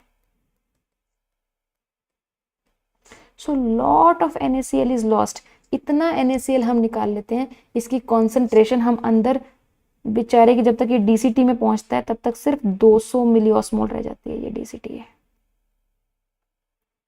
ये DCT है। पंप लगा लगा के हम आयंस बाहर फेंक देते हैं। तो इस डायग्राम से हमने क्या सीखा? इस डायग्राम से हमने क्या सीखा कि बेटा इतना पोर्शन डेडिकेटेड है वाटर चुराने के लिए, इतना पोर्शन डेडिकेटेड है वाटर चुराने के लिए। यहां से तो वाटर और आयंस दोनों ही चुरते हैं क्योंकि ये तो फ्रीली परमिएबल है वाटर और आयंस के लिए। डिसेंडिंग लिम्ब डेडिकेटेड है वाटर चुराने के लिए और असेंडिंग लिम्ब डेडिकेटेड है आयंस चुराने के लिए। इतना पोर्शन है आयंस चुराने के लिए। आयंस को अलग अलग तरीके से चुराया जा रहा है। जो थिन ट्यूब है उसमें पैसिवली आयंस को चुराया जा रहा है और जो थिक ट्यूब है उसमें एक्टिवली आयंस को चुराया जा रहा है। आपकी एनसीईआरटी में एक लाइन है, ions are reabsorbed in passive as well as active manners. यहां से एक्टिवली, क्योंकि पंप है ना, सोडियम पोटेशियम पंप है, तो सोडियम यहां से एक्टिवली बाहर फेंका जा रहा है और अंदर कॉन्सेंट्रेशन बिल्कुल कम कर दिया हमने आयंस की।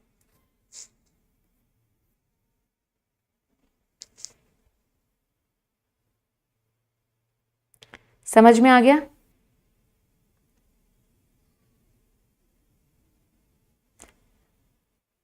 अब हमें बस लास्ट पार्ट पढ़ना है कि डीसीटी में और कलेक्टिंग ट्यूब्यूल में क्या होता है। That is easy, that is very easy. ये कॉर्टेक्स है, this is cortex, this is medulla, ठीक है। यहां से थिन ट्यूब है, यहां से मान लो थिक ट्यूब है, दिस इज डीसीटी,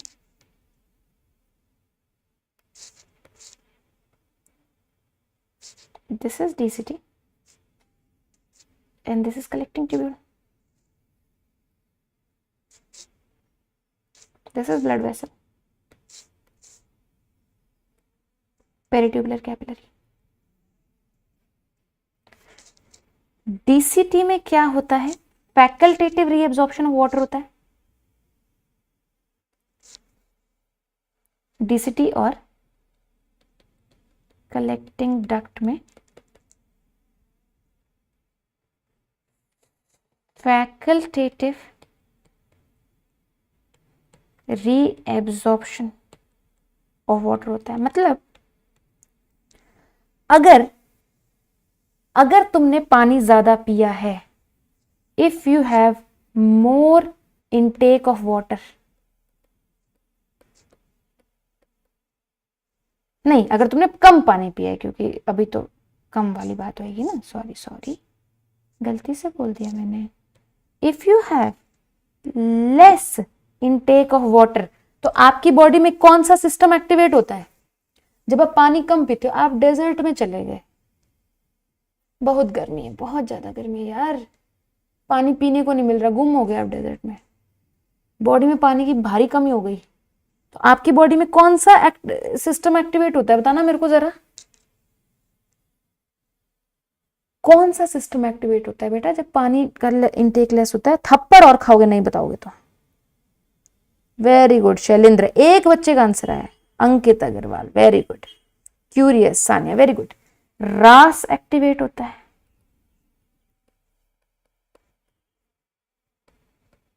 रास एक्टिवेटेड होता है।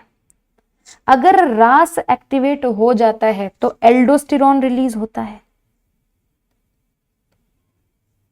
एक तो हमें ये पॉइंट चाहिए, एल्डोस्टेरॉन रिलीज होता है रास की वजह से, रास एक्टिवेट होने की वजह से एल्डोस्टेरॉन रिलीज होता है। दूसरा पॉइंट ये होता है जब लेस इनटेक ऑफ वाटर होता है तो ये दो चीजें होती है। दूसरा पॉइंट होता है आपके ब्रेन में एक पार्ट होता है जिसे हम हाइपोथैलेमस कहते हैं, this is your brain, and there is this portion here which is called hypothalamus.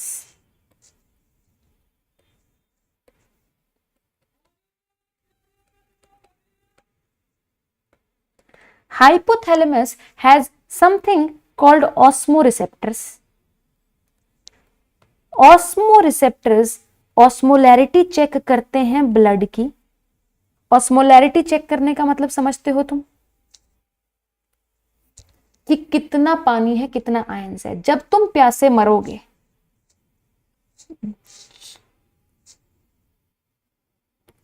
जब तुम प्यासे मरोगे, लेस इनटेक ऑफ वाटर करोगे, तो आपके ब्रेन को पता चल जाएगा, हाइपोथैलेमस को पता चल जाएगा कि पानी की कमी हो रही है ड्यू टू दिस ऑस्मोरिसेप्टर्स। हाइपोथैलेमस यहां से दो काम करता है। देखो कितनी इंटरेस्टिंग बात है, कितनी कुछ बातें हमें यहां से समझ में आएंगी। हाइपोथैलेमस एक्चुअली में दो काम करता है। One, it is the thirst centre of the body, it is the thirst centre. आपको अगर आप लोगों ने मेरे साथ पहले क्लासेस लगाई हैं तो आपको पता होना चाहिए, भूख के सेंटर भी यही हाइपोथैलेमस है, थर्स्ट का, प्यास लगने का सेंटर भी यही है, ठीक है। थर्मो रेगुलेशन का सेंटर यही है, बॉडी का टेम्परेचर रेगुलेट होता है यहाँ से। तो बेटा पहली चीज तो ये है कि प्यास लगा देता है ये, क्यों? बॉडी को ये बताने के लिए कि पानी की कमी हो चुकी है। तो प्यास तो हमें लगती है, जब हम रेगिस्तान में गुम हो गए हैं, पानी नहीं पी रहे, तो प्यास तो लगती है। तो कैसे प्यास लगती है हमें? हाइपोथैलेमस थर्स्ट रिसेप्टर्स को एक्टिवेट कर, थर्स्ट सेंटर को एक्टिवेट हो जाता है हाइपोथैलेमस में, जो थर्स्ट सेंटर होता है वो प्यास लगा देता है। दूसरी चीज जो होती है, हाइपोथैलेमस के नीचे एक ग्लैंड लटका होता है, हाइपोथैलेमस के नीचे एक ग्लैंड लटका होता है जिसे पिट्यूटरी कहते हैं। पिट्यूटरी के दो लोब्स हैं, हालांकि ऐसे टेस्टिस लग रही हैं लेकिन ये पिट्यूटरी है। पिट्यूटरी के दो लोब्स हैं, आगे वाले को एंटीरियर पिट्यूटरी, पीछे वाले को पोस्टीरियर पिट्यूटरी। पोस्टीरियर पिट्यूटरी से एक हार्मोन रिलीज होता है जिसे हम एडीएच माने एंटी डायूरेटिक हार्मोन, डायूरेसिस होता है सूसू, एंटी डायूरेटिक मतलब कम सूसू, एंटी डायूरेटिक हार्मोन जिसे वैसोप्रेसिन भी कहते हैं, वो रिलीज होता है ब्लड में। यहां से वैसोप्रेसिन रिलीज हुआ ब्लड वेसल में, ये वैसोप्रेसिन ब्लड से निकल के नेफ्रॉन के डीसीटी पे एक्ट करता है, ये डीसीटी है, और कलेक्टिंग ट्यूब्यूल पे भी एक्ट करता है। ये डीसीटी और कलेक्टिंग ट्यूब्यूल पे एक्ट करता है। दो चीजें हो गई। अब बस हमें ये सीखना है कि, अब हमें बस ये सीखना है कि एल्डोस्टेरॉन क्या करता है। एल्डोस्टेरॉन भी डीसीटी पे एक्ट करता है, और एडीएच या वैसोप्रेसिन क्या करता है, ये भी क्या कहते हैं, डीसीटी पे एक्ट करता है, ठीक है। कब रिलीज होते हैं ये? जब पानी की कमी है। अगर पानी की कमी नहीं है तो ये रिलीज नहीं होगा, तो डीसीटी से पानी एब्जॉर्ब नहीं होगा। अगर पानी की कमी नहीं है तो डीसीटी से पानी रीअब्जॉर्ब नहीं होगा। लेकिन अगर आपकी बॉडी में पानी की कमी है तो डीसीटी और कलेक्टिंग ट्यूब्यूल से पानी एब्जॉर्ब होगा। इसी की वजह से जब आप कम पानी पीते हो, जब आप रेगिस्तान में डूब गए हो, तो आपको सूसू कम आता है। क्यों? क्योंकि आपकी बॉडी में से एल्डोस्टेरॉन और वैसोप्रेसिन रिलीज हो रहा है, तो वो सूसू कम बनने दे रहे हैं। क्यों? क्योंकि वो डीसीटी और कलेक्टिंग ट्यूब्यूल से पानी खींच रहे हैं। और अगर आपको क्या कहते हैं, पानी आप ज्यादा पीते हो तो एडीएच और ये एल्डोस्टेरॉन निकलने बंद हो जाते हैं, तो वो डीसीटी पे एक्ट करना बंद हो जाते हैं, तो पानी सीधा का सीधा सारा का सारा निकल के सूसू में चला जाता है। यहाँ से सारा वाटर ऐसे निकल के, water will straight away go here and become सूसू, तो सूसू की वॉल्यूम बढ़ जाएगी। अब एल्डोस्टेरॉन और एडीएच क्या करते हैं, लास्ट टाइम जल्दी से पढ़ लेंगे, हम ज्यादा समय बर्बाद नहीं करेंगे। सपोज यहाँ पे कौन से सेल्स हैं, क्यूबॉइडल सेल्स हैं। डीसीटी में कौन से सेल्स हैं, क्यूबॉइडल सेल्स हैं। यहाँ पे कौन से सेल्स हैं, क्यूबॉइडल सेल्स हैं। एल्डोस्टेरॉन क्या करता है, बस लास्ट पार्ट रह गया, हिम्मत रखो खत्म हो जाएगा। एल्डोस्टेरॉन क्या करता है, it increases sodium potassium pumps in DCT and collecting tubule. तो यहां पे सोडियम पोटेशियम पंप लगा लूं मैं, एल्डोस्टेरॉन आ गया। तो सोडियम पोटेशियम पंप की वजह से क्या होता है, देखने को हमें क्या मिलता है, दैट लॉट ऑफ सोडियम, यहां पे जितना सोडियम आता है, lot of sodium it will come in the blood. And sodium, तुम्हें पता है सोडियम पोटेशियम पंप, यहां से पोटेशियम भी निकल के आएगा and lot of potassium will be excreted here.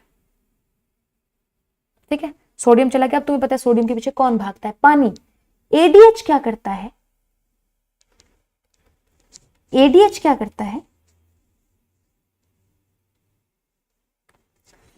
यहां पर वाटर चैनल्स घुसा देता है। एडीएच क्या करता है, एक्वापोरिन्स इंसर्ट करता है, एक्वापोरिन्स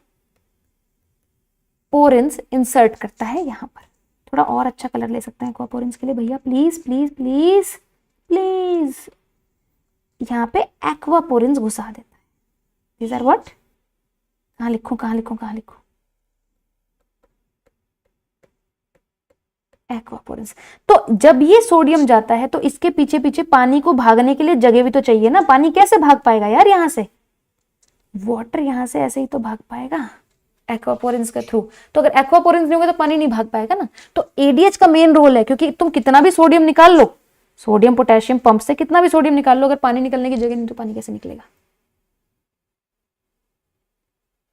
ठीक है, और कलेक्टिंग ट्यूब्यूल में तो इसका इफेक्ट बहुत ज्यादा देखने को मिलता है एडीएच का। क्या है, एडीएच का इफेक्ट ज्यादा देखने को क्यों मिलता है बेटा, क्योंकि यहां पे अगर आप एक्वापोरिन्स लगा दोगे तो यहां तो मचा देंगे एक्वापोरिन्स। क्यों मचा देंगे बेटा, यहां पे आयंस की कॉन्सेंट्रेशन देखो तुम क्या है, लड़के की स्टेज तो देखो क्या है, यहां पे आयंस की कॉन्सेंट्रेशन क्या है, ये मेडुला है, मेडुला में आयंस की कॉन्सेंट्रेशन क्या होती है, 600, 800, 1000, 1200। बाहर इतना आयंस है, और अगर ये परमिएबल हो गया वाटर के लिए, अगर ये परमिएबल हो गया वाटर के लिए, तो कितना वाटर बाहर निकलेगा यार, है ना। और यूरिन कितना कॉन्सेंट्रेट हो जाएगा यार, कितना कॉन्सेंट्रेट हो जाएगा भाई। यहां पे 1200 है ना, तो यूरिन भी 1200 होके निकल पाएगा, यूरिन भी 1200 होके निकल पाएगा। 4 टाइम्स मोर कॉन्सेंट्रेट हो सकता है ब्लड से ज्यादा। ब्लड की ऑस्मोलैरिटी क्या होती है अगर याद है तो तुम्हें, 300 मिली ऑस्मोल होती है। यूरिन तुम्हारा 1200 मिली ऑस्मोल तक कॉन्सेंट्रेट हो जाता है because of ADH and aldosterone. कोई भैया वर्ड यूज नहीं करेगा, क्यों भाई, अपनी बहन के भाई नहीं हो तुम, हैं? बताओ क्या बुलाते हो अपनी बहनों को घर में।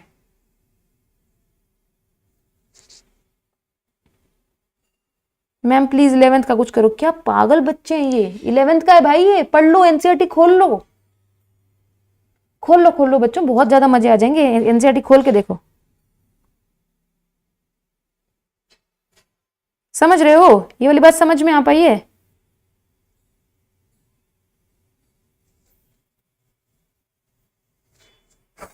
यार मैं ना थोड़ा सा, मेरे को अंदर लिखना चाहिए, बहुत बार बार जाता है। क्यों एक्टिव, अब एक बच्चा कह रहा है active reabsorption of PCT takes place only in PCT, active absorption of reabsorption of sodium. क्यों भाई, तुम यहाँ डीसीटी में धनिया चबाने आए हो, ये पीसीटी है, ये बोमेंस कैप्सूल है। तुम कह रहे हो एक्टिव रीएब्जॉर्प्शन ऑफ सोडियम सिर्फ पीसीटी से होता है। क्यों भैया, यहाँ पे भी तो पंप लगा है, यहाँ पे क्या है, ये सोडियम पोटेशियम पंप नहीं है, ये एक्टिव रीएब्जॉर्प्शन नहीं है सोडियम का, तो क्या हो रहा है फिर। अच्छा देखो, यहां पे एक्सक्रीट क्या क्या चीजें होंगी ये मैं बताना भूल गई थी। यहां पे एक्सक्रीट क्या क्या चीजें होंगी, एक तो तुम्हें एक्सक्रीशन यहां पे नजर आ रहा है, के पॉजिटिव का एक्सक्रीशन। सिमिलरली बेटा एच पॉजिटिव का भी एक्सक्रीशन होगा यहाँ पे, बिल्कुल वैसे ही जैसे पीसीटी में होता है।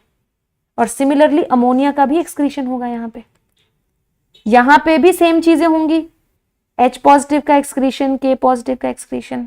ठीक है, तो अगर तुम एनसीईआरटी पढ़ोगे तो तुम क्या देखोगे, पीसीटी में भी ये लिखा है मेंटेन करता है पीएच, हेल्प करता है। डीसीटी में भी ये लिखा है कि मेंटेन करता है पीएच में, मेंटेन करने में ब्लड का। और कलेक्टिंग ट्यूब्यूल में भी लिखा है कि पीएच मेंटेन करता है। तो पीएच कैसे मेंटेन करता है बेटा, देखो कोई भी चीज जो हाइड्रोजन आयन को अंदर फेंकेगी, कोई भी चीज जो हाइड्रोजन आयन को अंदर फेंकेगी, ठीक है, हाइड्रोजन आयन जब भी अंदर आएगा तो पीएच तो मेंटेन होगा। ब्लड में से H पॉजिटिव निकाल रहे हो ना तुम, तो ब्लड का पीएच तो मेंटेन होएगा ही। तो तीनों ही करती हैं ये। जहां सोडियम पोटेशियम पंप होंगे वहां पे सोडियम का वो होगा सिम्पोर्ट, हो क्या कहते हैं, एंटीपोर्ट होगा H पॉजिटिव के साथ। एंटीपोर्ट याद है ना, यहाँ पे एंटीपोर्ट, जब सोडियम इधर जाएगा तो ये H पॉजिटिव को नीचे फेंकना पड़ेगा इसको। याद है कल पढ़ाया था? मुझे बताओ समझ में आ गया? क्लास खत्म कर दूं? एग्जाम होंगे या नहीं होंगे बेटा? होंगे। क्यों नहीं होंगे बेटा, कहाँ जाएंगे एग्जाम नहीं होंगे तो? मैम क्या मैं नर्सिंग की तैयारी कर सकती हूँ? हाँ बेटा, कौन रोक रहा है तुम्हें, करो, नर्स बनो, मजे आ रहे हैं तुम्हें तो, कोई दिक्कत ही नहीं है। बोलो, समरी करा दें तुम्हें? समरी करा दूं बेटा? How you can clear doubts? बेटा डाउट्स क्लियरिंग का यूट्यूब पे तो कोई तरीका नहीं है, प्लस पे है, प्लस पे।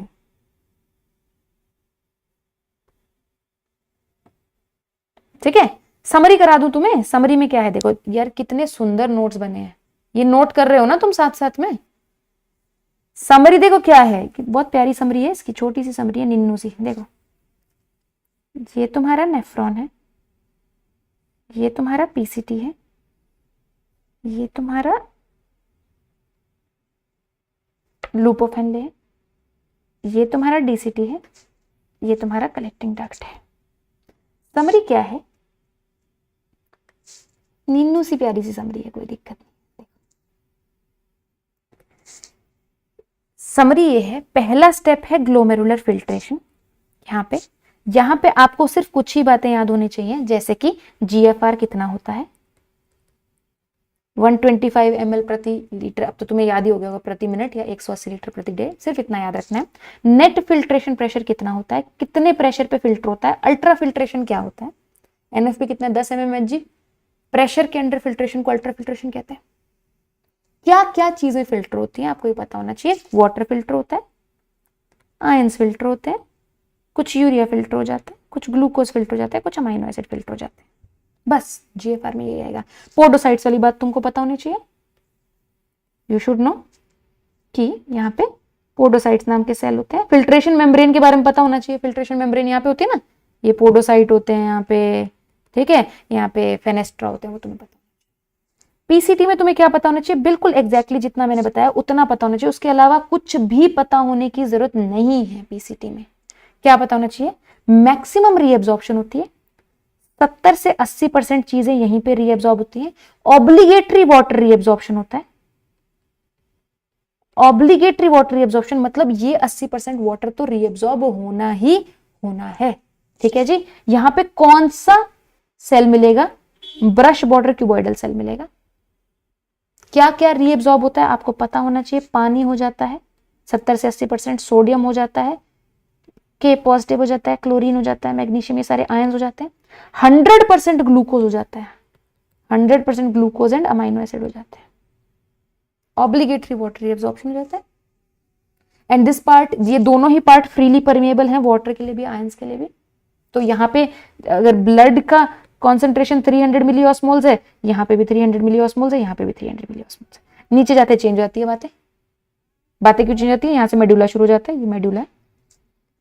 मेडुला में कॉन्सेंट्रेशन खराब हो जाती है इंटरस्टिशियल फ्लूइड की, 600, 800, 1000, 1200 ऐसी कॉन्सेंट्रेशन में। बताओ तुम क्या करोगे जिंदगी में। ये इस पार्ट को याद होना है कि सिर्फ वाटर के लिए परमेएबल है, जो डिसेंडिंग लिम्ब है सिर्फ पानी के लिए परमेएबल है, आयंस नहीं निकल सकते। तो पानी इस लालच में बाहर निकलता है, हम यहां से सारा पानी चूस लेते हैं, सारा पानी निकाल देते हैं, तो अंदर का जो फ्लूइड है वो कॉन्सेंट्रेट हो जाता है, इसलिए हम इसको कॉन्सेंट्रेटिंग लिम्ब भी कहते हैं बेटा, concentrating limb of loop of Henley, concentrate होता है ना यहाँ पे, क्यों, सारा पानी तो चूस लिया, अंदर की बहुत बुरी हालत है, 1200 मिलीऑस्मोल तक कॉन्सेंट्रेट हो गया, क्योंकि आयंस तो अंदर नहीं आ सकते ना, ये जो आयंस हैं तो अंदर नहीं आएंगे, तो पानी को ही बाहर निकलना पड़ेगा आयंस को पाने के लिए, पानी बाहर निकल जाता है, कॉन्सेंट्रेटिंग लिम्ब है। जो असेंडिंग लिम्ब है इसको डाइल्यूटिंग लिम्ब भी कहते हैं बेटा, डाइल्यूटिंग लिम्ब भी कहते हैं, क्योंकि हम इसमें फ्लूइड को बुरी तरीके से डाइल्यूट कर देंगे। बुरी तरीके से डाइल्यूट कैसे करेंगे? This is permeable to ions only, this is permeable to ions only, water से परमिएबल नहीं होता, तो यहां से आयंस लूज हो जाते हैं, कुछ पैसिव कुछ एक्टिव। जो थिन है सेक्शन उसमें पैसिव आयंस लूज होते हैं, NaCl, कौन सा आयन मेनली? NaCl। और जो थिक है, ये जो थिक सेक्शन है, थिक सेक्शन है, इससे एक्टिव आयन का लॉस होता है, क्यों, यहां पे सोडियम पोटेशियम पंप होते हैं, एक्टिव लॉस होता है, तो ये पूरा लिम्ब आयन चूस जाता है। ठीक है, पहले पानी चूस लिया, अब आयन चूस लो, ये बेचारा 100 मिलीऑस्मोल पे पहुंच जाता है, इतने तुमने इसके आयन चूस लिए। फिर जो DCT है और जो कलेक्टिंग डिप्यूल है, इनकी सेम सी ही बात है, यहां पे फैकल्टेटिव रीएब्जॉर्प्शन होती है, फैकल्टेटिव रीएब्जॉर्प्शन होती है वाटर की, जरूरत है तो होगी, नहीं है तो नहीं होगी। जरूरत कब होती है? जब आप पानी कम पीते हो। जब आप पानी कम पीते हो तो आपकी बॉडी में 2 इंपॉर्टेंट केमिकल्स रिलीज हो जाते हैं, एल्डोस्टेरॉन और ADH। एल्डोस्टेरॉन और ADH का साइट ऑफ एक्शन यही है, DCT and collecting tubules. Aldosterone जो है वो सोडियम पोटेशियम पंप बढ़ा देता है, एल्डोस्टेरॉन सोडियम पोटेशियम पंप लगा देता है यहाँ पे, जिसकी वजह से यहां से बहुत सारा सोडियम निकल जाता है और ब्लड में चला जाता है। ADH वाटर चैनल्स बढ़ा देता है, एक्वापोरिन्स बढ़ा देता है, बेसिकली ADH जो है एक्वापोरिन्स बढ़ा देता है, जिससे कि वाटर उसको फॉलो कर पाता है। 15 to 20% तक वाटर रीएब्सॉर्ब हो जाता है यहाँ पे, अगर ADH और एल्डोस्टेरॉन बॉडी में निकल रहे तो। Same with collecting tubule, collecting tubule में भी बिल्कुल ऐसे ही होता है, एक्वापोरिन्स और ये सोडियम पोटेशियम पंप लगते हैं, और यहाँ से बहुत सारा, यहाँ तो बल्कि ज्यादा ही पानी लूज होता है। ADH तो गेम चेंजर है कतई, बहुत ज्यादा ही पानी लूज करता है यहाँ से ADH तो, क्यों? क्योंकि यहाँ पे तो यार आयंस की कॉन्सेंट्रेशन इतनी खतरनाक है ना, 800, 1000, तो यहाँ से तो मतलब आयंस की कॉन्सेंट्रेशन है, वाटर की नहीं है ना, तो वाटर इसके पीछे पीछे भागता है यहाँ, तो वाटर जब सूसू कॉन्सेंट्रेट हो जाता है 1200 मिलीऑस्मोल्स सूसू कॉन्सेंट्रेट होता है, तो आप अपने ब्लड का 4 टाइम्स तक ज्यादा सूसू कॉन्सेंट्रेट कर सकते हो अगर आपने पानी ना पिया हो तो। देन यहाँ पे सिक्रीशंस क्या होती है? सिक्रीशंस की अगर हम बात करें, सिक्रीशन की मैंने कहीं पे भी बात नहीं करी, एक बार भी देख लो, सेम ही चीजें सिक्रीट हो रही हैं, यहां पे भी सेम चीजें सिक्रीट हो रही हैं, कौन कौन सी? K पॉजिटिव, H पॉजिटिव और NH3। यहां पे भी सेम ही चीजें सिक्रीट हो रही हैं, K positive, H positive, NH3। यहां पे भी सेम ही चीजें सिक्रीट हो रही हैं, K positive, H positive, NH3। ये समरी है, this is the summary of this chapter, not the chapter but this part of the chapter. अब मैं इसको सजा सकती हूँ, बिकॉज यू नो मेरे पास टाइम है।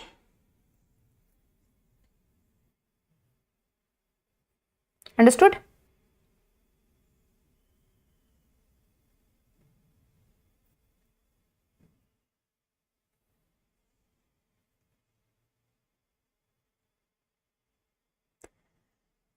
प्लस का कोर्स बेटा मेरा चल रहा है, प्लांट फिजियोलॉजी। अगर ये आप लोगों को समझ में आ गया तो ये आपको पार्ट समझ में आ गया, पूरा चैप्टर का ये वाला पार्ट समझ में आ गया, और ये समझ में आ गया तो सब कुछ समझ में आ गया।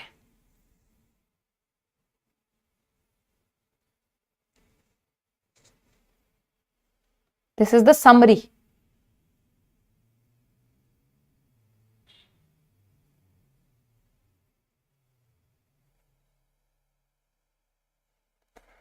प्लस पे मेरा, ओह माय गॉड, प्लस पे मेरा कोर्स चल रहा है बेटा प्लांट फिजियोलॉजी और 21, 22, 23 डिटेल्ड कोर्स है ये। तो अगर आप पढ़ना चाह रहे हैं तो मैंने 27 से शुरू किया है, मैं पहला ही चैप्टर पढ़ा रही हूँ, उसकी 2 क्लासेस हुई हैं अभी।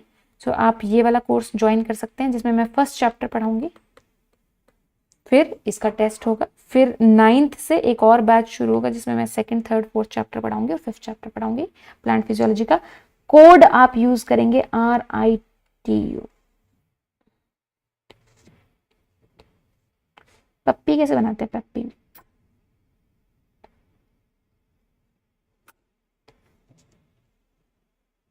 ठीक है जी। चलो, I will see you tomorrow. कल काउंटर करंट मैकेनिज्म पढ़ेंगे। अब तुम्हारा ये चैप्टर हो चुका, अब शांत हो जाओ। अब इससे मुश्किल पार्ट नहीं है इस चैप्टर में। मुश्किल तो आज भी नहीं था, समझ में तुमको आई है।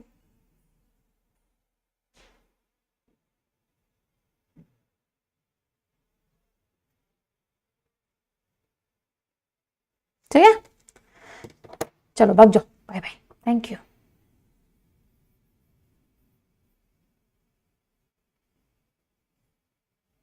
अगर तुम लोग को सेशन अच्छा लगा तो इसको लाइक कर देना, ठीक है।